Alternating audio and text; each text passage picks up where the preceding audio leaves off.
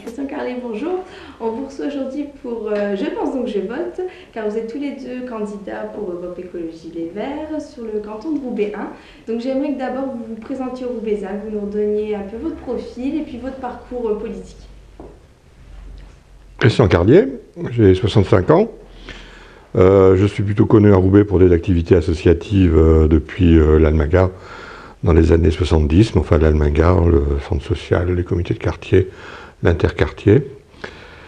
Politiquement, je suis engagé politiquement avec les Verts à partir de 88 et j'ai été conseiller municipal dans l'avant-dernier mandat. Donc, Majdouni Bailly, je suis militante des écologistes depuis 15 ans. De profession, je suis sociologue spécialisée dans les questions d'environnement. Je suis engagée à Roubaix depuis longtemps dans l'éducation populaire de jeunesse. J'ai été animatrice radio. J'ai cofondé l'Université populaire et citoyenne à Roubaix, participé au collectif de l'Union.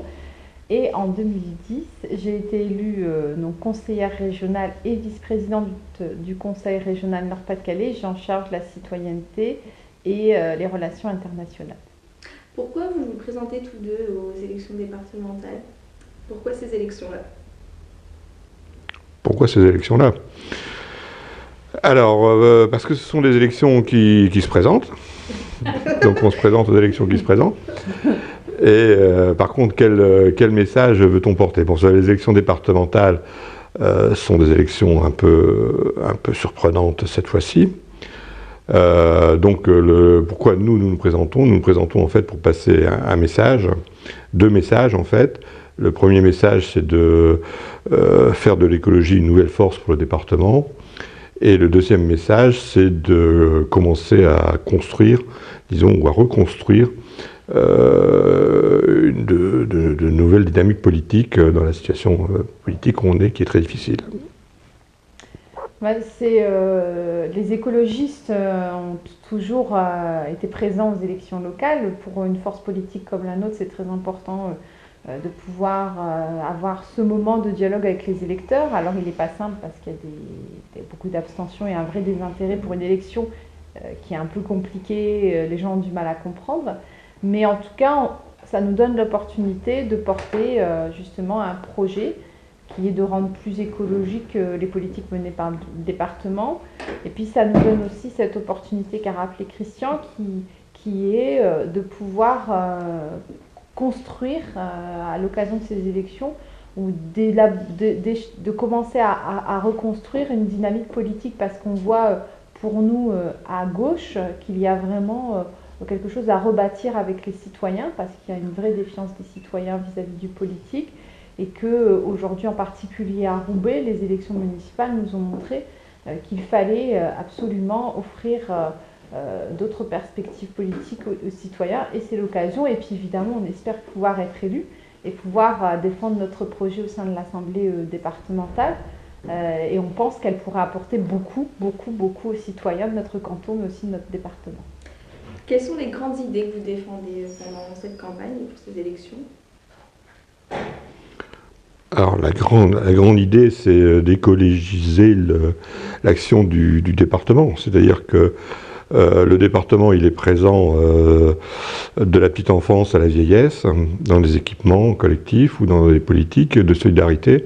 Et donc il est important que, par exemple, dans les établissements PMI, de réduire l'exposition aux produits polluants, pareil dans les établissements qui accueillent des personnes âgées, ou dans les collèges, de promouvoir le bio, de promouvoir les produits locaux.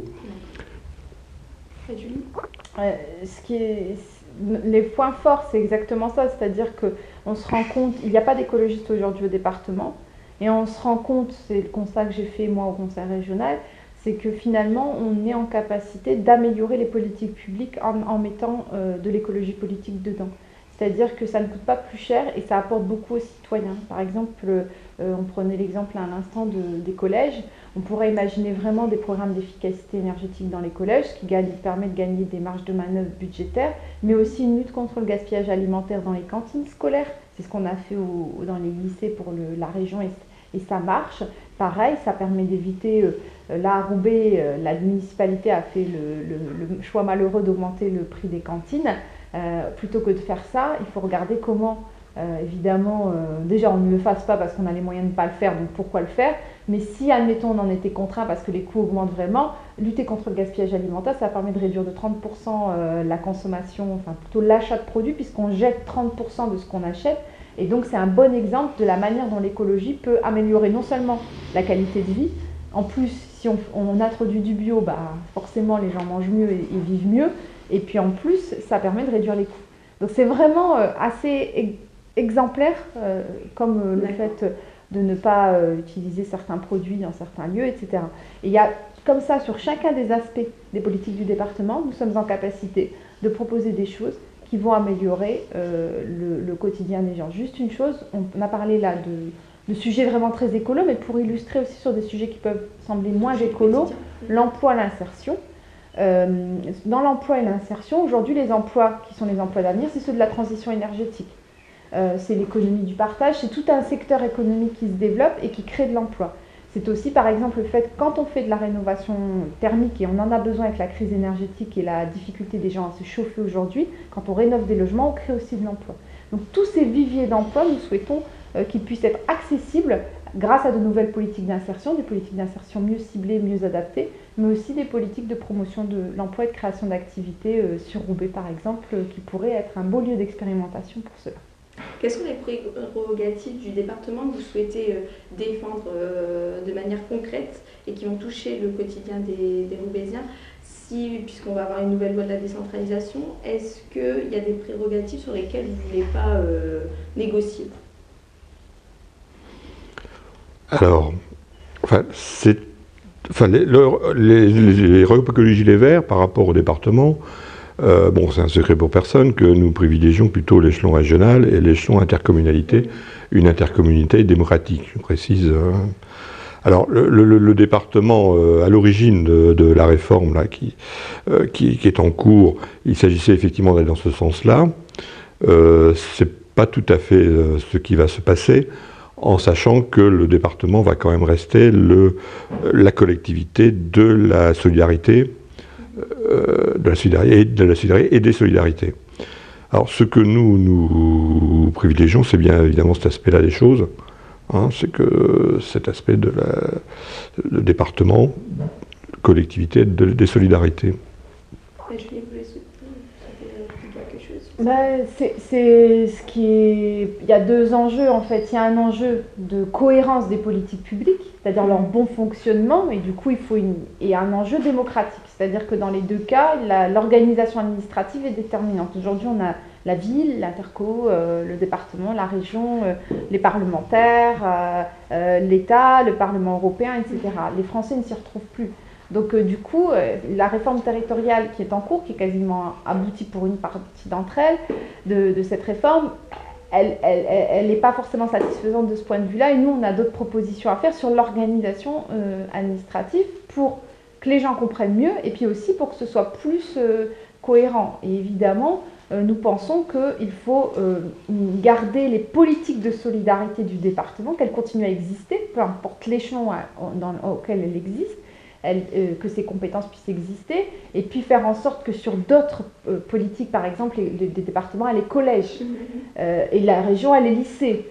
Nous pensons que pour une politique éducative efficace, il faudrait réunir les deux, qu'il y ait de véritables cités scolaires, avec des équipements sportifs et culturels ouverts aux jeunes du quartier, avec du coup autour de ces cités scolaires un dynamisme éducatif qui ne touche pas que le temps scolaire, mais aussi hors temps scolaire. C'est un exemple des propositions que nous portons. Et ça passe par cette autre organisation administrative. Parce que l'organisation administrative, c'est ce que je dis, elle est au service de la démocratie, c'est-à-dire elle doit permettre aux gens de plus facilement participer aux décisions publiques, avoir envie d'aller voter, mais aussi s'impliquer dans des projets locaux. Et deuxième chose, elle doit permettre de rendre plus efficaces les politiques publiques au service des habitants.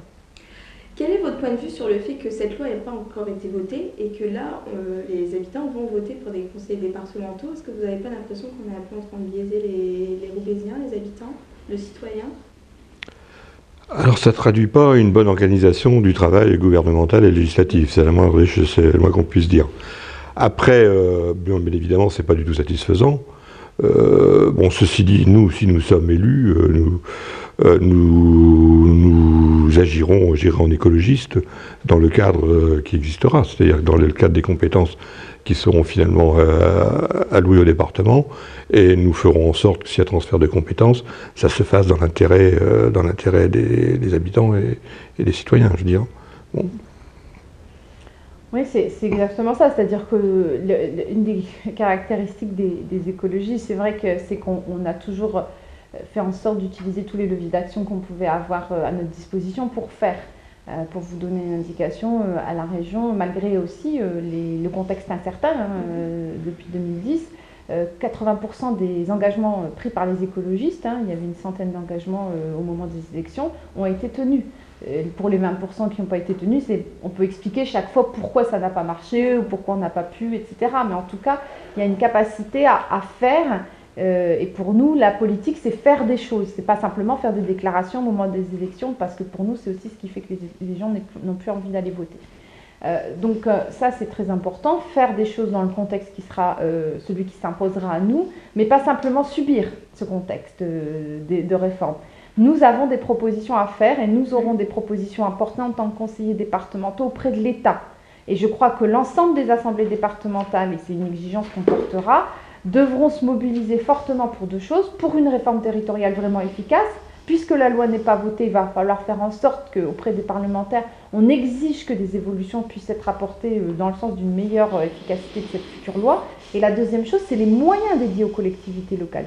Dans ce pays, il y a une politique d'austérité. Elle ne nous semble pas forcément judicieuse dans la façon dont elle se met en place, parce que, au contraire, c'est parce qu'il y a une crise qu'il faut continuer à investir dans la solidarité, dans l'emploi, dans des secteurs qui peuvent être justement comme la vie associative qui est porteuse à la fois de citoyenneté et d'emploi. Donc vraiment, c'est le moment où jamais il ne faut pas abandonner les services publics, et nous, c'est ce qu'on défend vraiment dans ce cadre-là, et c'est ce qu'on défendra avec beaucoup d'arguments auprès de l'État. Donc ce contexte incertain, il est incertain, il s'applique à nous, mais en même temps, on ne subira pas. Pourquoi vous n'avez pas fait le choix de faire une candidature commune avec le Front de gauche, comme ça peut être le cas sur le canton de Roubaix 2? Parce qu'une candidature commune suppose un travail préalable. D'accord. Que sur le canton de Roubaix 2, ce travail préalable avait été fait à l'occasion des élections municipales. Donc ils avaient un actif de travail, et que ce travail commun, on ne l'a pas sur Roubaix 1. Voilà. Par exemple, à Lille, c'est pareil. Dans l'entre-deux tours des municipales, il y a eu déjà des contacts très, très, très importants qui avaient été pris pour d'éventuelles stratégies au second tour, de dialogue pour des projets, de l'alliance au second tour. Dans d'autres territoires, c'est pareil de la région. Nous, on a pensé effectivement que ce qu'on propose aux électeurs, on l'a construit depuis longtemps, et pour le proposer conjointement avec une autre force politique, on ne veut pas que ce soit artificiel. Il y a beaucoup de sujets sur lesquels on est d'accord, des propositions qui peuvent être, je pense à la politique d'austérité, des éléments de critique par rapport à la politique du gouvernement que nous partageons, mais ça ne suffit pas pour vraiment, de manière vraiment cohérente. Je pense qu'il faut de la clarté. Nous, l'identité, les gens comprennent, c'est les écolos, on porte un projet écologiste. Après, pour porter un projet commun avec un autre mouvement politique, il faut, je pense, du temps, comme le disait Christian. Et puis il y a une autre dimension aussi, mais ça c'est pour l'avenir. On a mentionné tout à l'heure l'importance de travailler à une dynamique politique à gauche, à Roubaix, pour l'avenir. Moi je pense que cette dynamique, elle ne doit pas être que l'addition de partis et de mouvements. Elle doit dépasser les partis politiques, et elle doit essayer de retrouver de nouvelles formes d'implication des citoyens dans la vie civique. Comment vous ressentez la campagne du point de vue de la participation? J'imagine que vous avez été à la rencontre des Roubaisiens. Comment vous ressentez leur motivation?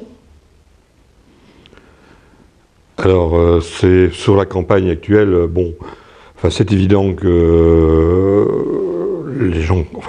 cette élection est difficile à comprendre, d'une part, et c'est dans un contexte où, à la fois sur le plan national, sur le plan local, il y a beaucoup de déception de la part des gens, des électeurs, et on ressent très fortement à la fois quelquefois cette déception qui quelquefois s'exprime de façon, je dirais, à la limite de la violence quand même, et aussi quelquefois s'exprime par l'indifférence. Bon. Ce contexte de campagne est vraiment très particulier, mais c'est aussi une raison pour laquelle cette élection a une certaine importance. Enfin, je pense que justement, parce que c'est difficile, il faut être présent, et c'est aussi une occasion d'affirmer un message. Vous avez quelque chose à ajouter sur la participation? Est-ce que vous pensez qu'on va encore battre des records d'abstention à Roubaix? Malheureusement oui, et c'est ce que dit Christian, mais c'est un contexte effectivement qui est national. La caractéristique que nous avions à Roubaix depuis longtemps, c'est qu'on pouvait, on sait que l'abstention peut superposer la carte des us sur la carte de l'abstention. C'est-à-dire que dans les quartiers les plus populaires, c'est là où ça vote le moins. Et ce décrochage démocratique, il est grave, il est très grave pour notre pays, d'autant plus que la question de l'inclusion politique de toutes les catégories sociales et surtout des plus modestes est quand même un des objectifs majeurs de la démocratie. Et à un moment, on peut même se demander si on est encore en démocratie.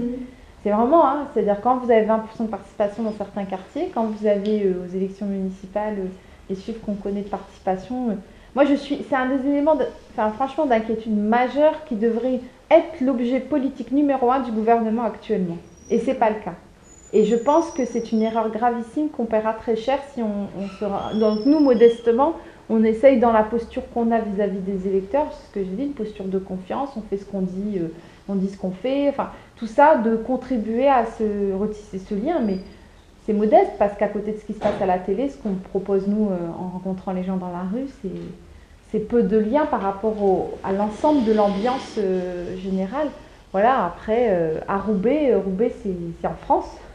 Voilà, et donc je pense que Roubaix vit ce que vit la France, avec peut-être un peu plus de dramaturgie, parce que c'est un peu triste dans une ville qui a connu aussi des mouvements d'émancipation aussi forts. Je pense à ceux auxquels a participé Christian, bien sûr, à l'Almagar, qui a été fondateur d'une vision de la participation des habitants, ou encore dans les partis politiques, vraiment de mouvements autour du mouvement ouvrier qui étaient des mouvements très forts.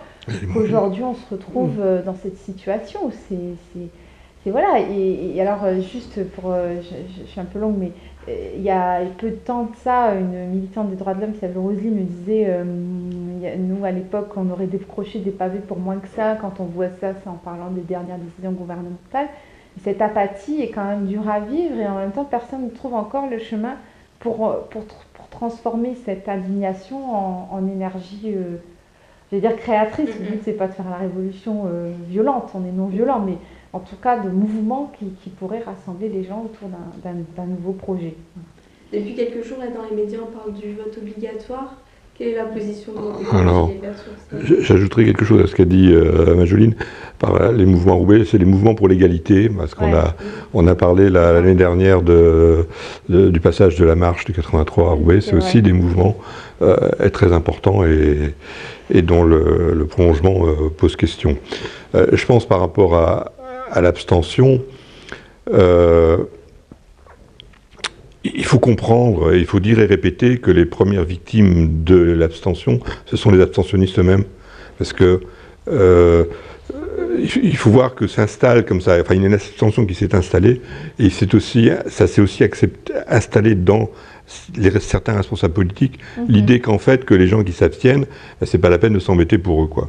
Et donc c'est très important de faire passer cette idée-là, hein. Le problème n'est pas de faire de la morale aux gens, c'est pas beau, participez pas, enfin c'est pas ça le problème, hein. Et je pense aussi que toute solution que je vais qualifier de façon un peu sommaire de type autoritaire, de rendre obligatoire, de donner des amendes, ne répond pas à la vraie question qui est on a affaire à un phénomène social, un phénomène politique profond, et donc il faut résoudre ça. Ça se résout pas par un gadget. Je pense que surtout il faut que les gens qui s'abstiennent comprennent qu'ils sont les premières victimes de leur abstention, et que au niveau de la société, c'est le fait qu'une partie importante de la population s'abstient, c'est pas bon du tout. C'est pas bon du tout pour l'unité de la société. Je pense que ce projet de loi, ou enfin en tout cas le fait de poser le débat, donne l'opportunité de poser le débat, comme c'est un des souhaits qu'on a, que vraiment ce soit une question majeure au niveau national. Donc ça mérite de poser le débat. Après, moi je suis assez d'accord avec Christian sur le fait que faire société, c'est il y a un principe à la base dans le fait de faire société, c'est-à-dire appartenir à la République française, appartenir à un ensemble de citoyenneté. Ça demande un acte d'adhésion. D'ailleurs, c'est ce qui fait qu'il est déconnecté de la nationalité, c'est-à-dire qu'on peut être citoyen et pas national, c'est-à-dire ne pas détenir la citoyenneté. Par exemple, nous on défend le droit de vote des étrangers, évidemment la lutte contre la discrimination. Tout ceci fait partie d'une vision de la société, de la politique. Voilà. Donc, du coup, l'obligation pose cette question. On n'est plus dans l'adhésion. Et puis la deuxième chose, c'est ce qu'a dit Christian, c'est que on a théorisé aujourd'hui, il faut se rendre compte depuis 10 ou 15 ans, on théorise l'idée que de toute façon, on est dans une dictature des classes moyennes, je caricature à peine, c'est-à-dire que c'est les classes moyennes qui font l'élection et que de toute façon les quartiers populaires ne font plus rien et quasiment ça impacte les choix politiques qui sont faits. Moi j'ai entendu, puisque je fais partie d'un certain nombre d'instances, ces discours-là, y compris portés par la gauche. Donc la réalité du glissement, de se dire de toute façon il y a 20% des gens qui votent dans ces quartiers, donc à quoi bon même mener une politique de propreté urbaine en direction de ces quartiers, vaut mieux la mener sur prioritairement en renforçant les services publics dans tel autre quartier qui lui vote. Et moi je pense même que la municipalité actuelle, dans la façon dont elle met en scène la ville de Roubaix, par exemple au moment des vœux on voit une vidéo qui montre qu'une partie de Roubaix, a intégré cela. Et donc ça veut dire qu'à l'échelle municipale, à l'échelle régionale, même à l'échelle nationale, vous pouvez avoir ce choix qui est d'abandonner les territoires qui finalement ne participent pas et de renforcer les moyens et les services publics et les politiques publiques en direction de ceux qui votent. Et c'est très très dangereux parce que c'est en train de construire un pays à deux vitesses. Il est déjà à deux vitesses, on parle d'apartheid, mais alors là, c'est vraiment une catastrophe sociétale. Donc moi, je sais pas quelle est il n'y a pas de solution miracle, mais en tout cas, le débat doit être posé à la hauteur où il devrait être, c'est-à-dire vraiment devenir un grand débat national. Pour conclure, est-ce que vous avez un dernier message à faire passer aux électeurs sur votre programme voilà. Votez pour nous le 22 mars. Un message, moi si j'ai un message à donner aux électeurs, c'est qu'ils ont le choix entre plusieurs candidatures. Il y a 7 candidats sur ce canton, dans un canton où on sait qu'il y aura beaucoup d'abstention. Je crois qu'il faut voter pour des gens qui ont fait leurs preuves. Nous sommes un parti politique qui, lorsqu'il a pu exercer des fonctions, a toujours montré sa capacité à faire, et ça c'est déterminant. La deuxième chose, c'est voter pour des gens qui ont un projet. Ça peut paraître ridicule, mais c'est pas si simple que ça. Nous avons un projet qui est sur Facebook, qui est public, on peut prendre contact avec nous pour en savoir plus. Et puis, voter des gens aussi qui s'engagent à être présents sur le territoire, à être en dialogue avec eux, à vraiment être finalement dans cette logique qui doit être celle des élus, c'est-à-dire se mettre au service de la mise en œuvre des politiques publiques, au service des habitants. Et ça, c'est ce qu'on s'engage à faire.